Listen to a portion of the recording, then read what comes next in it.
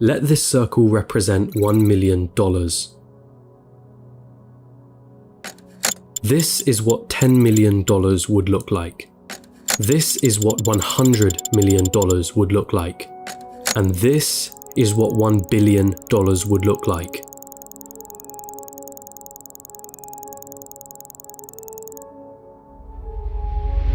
Jeff Bezos, the founder of Amazon, has a net worth of 117 times this number. And then there's you.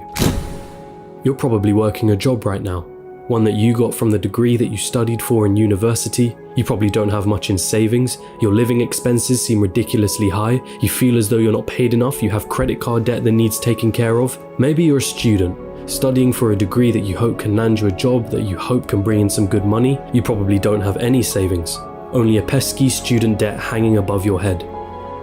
Wealth? Getting rich? That all seems like a distant dream. How did they do it, you ask yourself? Seeing all those millionaires, billionaires, especially the ones who got there at such a young age, it baffles you, it makes you angry. They got lucky, they were born into wealth, they cheated their way to the top. That money doesn't make them happy. Money is evil anyway. I'm not smart enough, I'm just unlucky.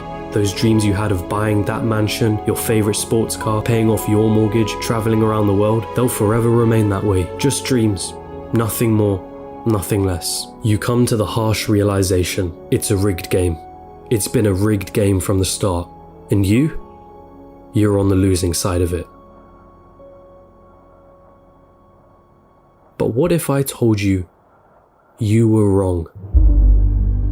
What if there was a way of getting there? An actual equation to wealth, a science behind the way money works. What if you didn't have to abandon those dreams of paying off your parents' mortgage or traveling around the world? Would you call me a liar for saying so? I promise that I'm not, and by the end of this video you'll understand. There's a side to the coin that you're not being shown.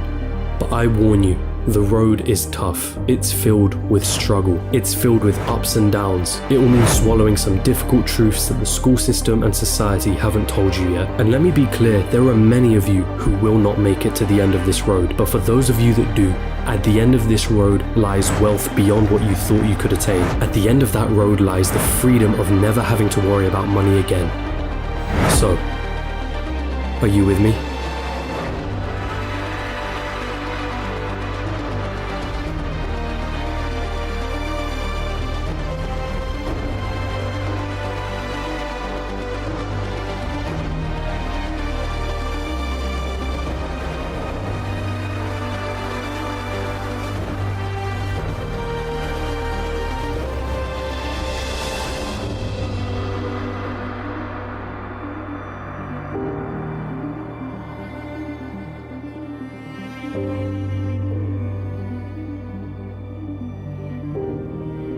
Still with me? Then let's not waste any more time. What do you really think about money? Is it something you work for? Is it earned or is it inherited? Is it the root cause of all evil? Are you desperate to have more of it? Have you been chasing it most of your life? Truth is, most of what you think about money has been influenced by your upbringing and environment. If you were born into a family that didn't have much money growing up, then you're more inclined to believe that you too will not grow up to have much money. Or perhaps you went on the complete opposite end and decided to make as much money as you can so that you will never be in that position again. The fact that your school didn't teach you much about this subject doesn't help things. And because of this, most of you are going to have false beliefs about money that aren't going to help you on this journey. Now stick with me here, because we're going to have to change the way you've been seeing money your whole life. Hollywood has always had a habit of depicting the wealthy and rich as evil, backstabbing, entitled, or corrupt individuals. If you won't get me a squirrel, I'll get one myself. Question is, have you bought into that stereotype? A recent report released by WealthX showed that of the world's ultra-wealthy, those that had a net worth of 30 million or more, 68% of them were self-made. And it seems like every other study backs up this conclusion. Warren Buffett? Self-made billionaire. Howard Schultz? Born in poverty. Oprah Winfrey? Born in poverty. Jeff Bezos? Self-made billionaire. Elon Musk? Self-made billionaire. Sarah Blakely? Self-made billionaire. What is it that these people know that you don't? Truth is, your equation is all wrong. Here's the two-dimensional equation that you've been taught. Money equals salary earned from a job. Past a certain point, the prospect of getting a job becomes the sole purpose of your education. So what's wrong with that, you ask? I'm gonna assume that if you're watching this, you want to make money, a lot of it, and in as short amount of time as possible. If that is your goal, then this equation for generating money will never get you there. We all have one precious resource, the most important resource of all, and once it's gone, there's no way of getting it back. That resource is time. In a standard job, the amount of money you earn is dependent on the amount of time you put into that job. If you earned $20 an hour and worked 40 hours a week, it would take you nearly 24 years to reach a total of $1 million. But that is without subtracting any taxes or any expenses that you will incur over 24 years. And let's not forget that inflation would make your $1 million less valuable. The reality is that on a salary of $20 an hour, you can only really be a millionaire at an old age by living frugally. And most of that precious resource known as time has slipped through your fingers. You traded all that time for money, and it wasn't even a substantial amount either. So again, you ask yourself, how is it then that there are self-made millionaires and billionaires at such young ages? What makes them so different? And the truth is, they have a better equation than you. They have a way of understanding money that you haven't quite grasped yet.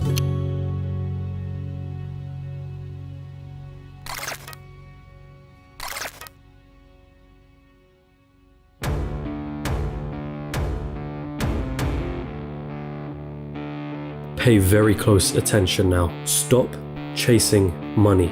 In a capitalist society, the rules of the game are as follows. You are paid in proportion to the perceived value that you have. And the people that perceive your value, they are the market, the consumers of the economy. The market is you, your friends, your family, your neighbors, your country. People complain that football players are overpaid, but for players to be paid millions, there has to be a market for the football industry in the first place. People have to see the value in football in the first place for them to want to spend money on matches and merchandise. And if the market has a high demand for football, guess what happens to the players who are at the top of their game? They are paid generously for it. It's not about how hard you work. The cleaner that's sweating and tiring himself out every day is paid far less than the accountant sitting behind a desk. Why? Because the market perceives the value of what the cleaner does to be far less than the accountant. As harsh as it may sound, the cleaner can be replaced by anybody. It isn't difficult to learn how to do his job, and therefore the market will not pay him more than the accountant, the guy who spent years studying numbers, the guy who has saved his clients thousands on their taxes. But even so, we just discussed how getting a job isn't the right equation to amassing a great amount of wealth in a shorter period of time. So then how can we increase our perceived value? What is it about people like Elon Musk or Jeff Bezos that makes their perceived value so high? The first step to this equation of wealth is quite simple. If you want money, solve problems. If you take a second to digest this statement, you'll realize that just about all money runs from this basic premise. If it solves a problem, money will be thrown at it. If it's $1 million problem, then the solution will make you millions. If it's $1 billion problem, then the solution will make you billions. Think about all the problems that a site like Amazon solves. The hassle of going to a store, the hassle of having to wait weeks for a delivery, cheaper prices, and so on. Not to mention all the other companies that Amazon owns and the problems that those companies solve. Jeff Bezos helped solve $1 billion problem and was rewarded favorably for doing so. I see what you did. If you've been chasing money, then you've been doing it all wrong. It sounds almost paradoxical, but if you want money, it isn't money that you should be looking for. You should be looking for problems, and more importantly, solutions to those problems. And once you've found that solution, make a business around it. Wait, so that's it? Just solve problems and money will appear? So I'm gonna have to create the next Amazon for me to be rich, or the next Facebook or Google? You've gotta be kidding me, right? I don't even know how to code. I don't even have the money to start something of that scale. Hold on. You're once more going into old patterns of thinking. Start with a problem. Always start with a problem. Listen to the market around you. What are people saying they don't like? What are people saying they wish existed? What are people saying frustrates them? What do people think is incredibly inconvenient? Is that a problem that you can solve? And also, is it a problem that is worth solving?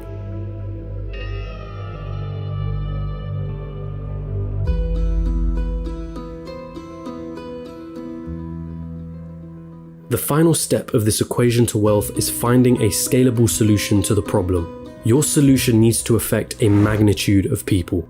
Starting a restaurant? That's not scalable. You're constrained to the local area and the footfall of that area. But a franchise? Now that's more scalable. Is your solution a piece of software? Then that means once that software has been built, you can scale it infinitely online without needing to worry about things like production or shipping costs, as it's all done virtually. Good luck finding infinite scale with a job. But be careful, does your solution require your time to generate money? Let's say you were a yoga teacher that charged $100 per hour. Congratulations, you only made yourself another job disguised as a business. There's only a certain amount of lessons that you can feasibly do in one day, and therefore your income is time bound. But if you created an online yoga class that ran 24/7 with lessons you only had to create once, now that is scalable. Scaling your solution is critical here, so do not get lost on this point. Automation also plays an important role. Systems and processes will keep your business running like a smooth machine if implemented properly. If there is something in your business that you can outsource to somebody else or hire an employee to do it for you, assuming it financially makes sense for you to do so,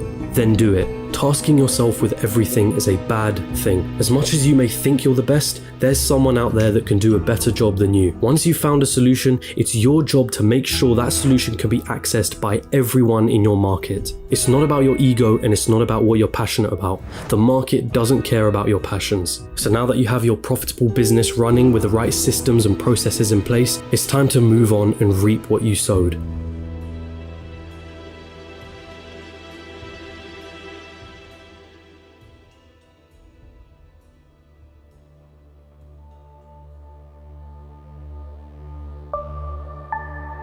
There are two likely paths you're going to face at this point. You either continue your business or cash in and sell it. This is the acquisition, the moment someone buys the solution that you spent years building a business around. This is Instagram being acquired by Facebook for $1 billion. This is PayPal being sold to eBay for $1.5 billion, of which $165 million went straight to Elon Musk's pocket, and the countless other liquidation events that happen across the world. This is where all the effort that you spent into building your company comes to fruition. And if you choose to continue running your business, well, there's a multitude of reasons for you wanting to do so. Maybe you love the company that you built and want to stick with your baby. Maybe you think you can add more value to the company and sell it down the line for more than it's currently worth. Perhaps that business runs passively in the background, so you don't have to do much to keep the wheels turning. Or maybe it's a combination of these three things. Either way, you did it. You solved a problem that the market wanted solving, and it rewarded you favorably for doing so. And so now I ask you, what was it all for anyway?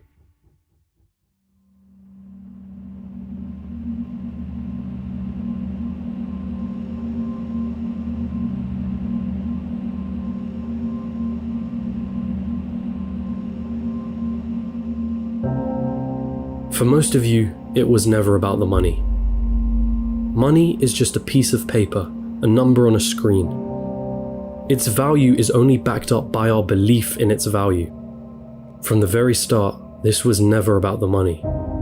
Paying off the mortgage, buying your dream car, traveling around the world, never having to worry about your financial situation, it's the freedom that you were looking for. Your destination wasn't anything monetary related. It was a feeling, a sensation, the ability to do what you want whenever you wanted without ever having to cast a thought towards, can I afford this? Have I used up all my holidays for the year? How am I going to pay the rent? Will I be able to live off my pension? What dreams will I have to sacrifice because I can't afford to pursue them? The most important lesson from this video was never about the nature of money. It was about the one valuable resource that we all have, the one resource we will never be able to reclaim: time.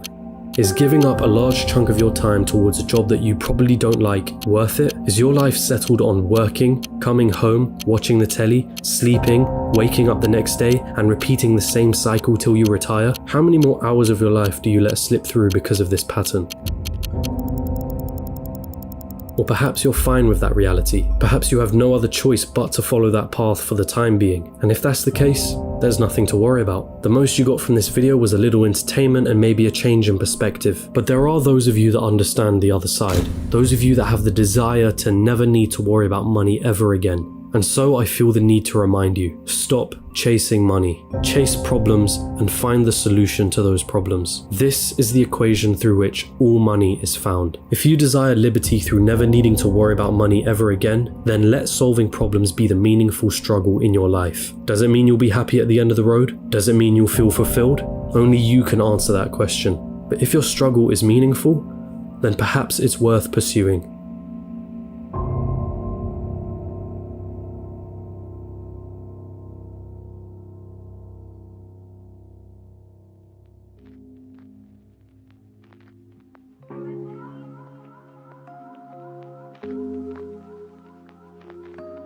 And there it is, your equation to wealth. Of course, I missed out on a lot of intricacies in this video. The topics of business, money, entrepreneurship are far too vast for me to cover in a single video like this. But if you do want to get started on this journey, I do recommend you read the works of MJ DeMarco, who heavily inspired me to create this video. And it's also important to come back to an original point that I made at the start of this, which is that most people will not succeed for various reasons. But the most important part is failing fast, and moving on to the next thing. And if you're out there doing something that isn't strictly related to a business, but you want it to make money, then asking yourself the question of what problems am I solving could lead you to find ways of better monetizing whatever it is that you're doing. And that also includes a job and a career. If you can solve more problems and find more solutions at your place of employment, you have something that you can use to leverage a higher salary. But I will end this all on the same message that I have repeated numerous times in this video. Stop chasing money and start chasing solutions to problems.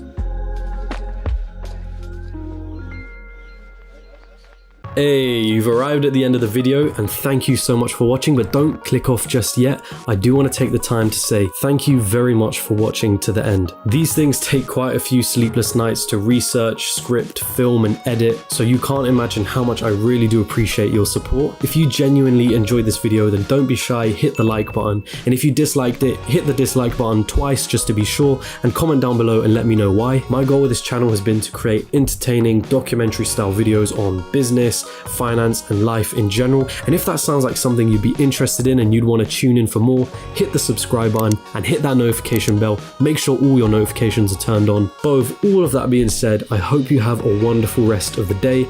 As per usual, my friends, hand to head, salute.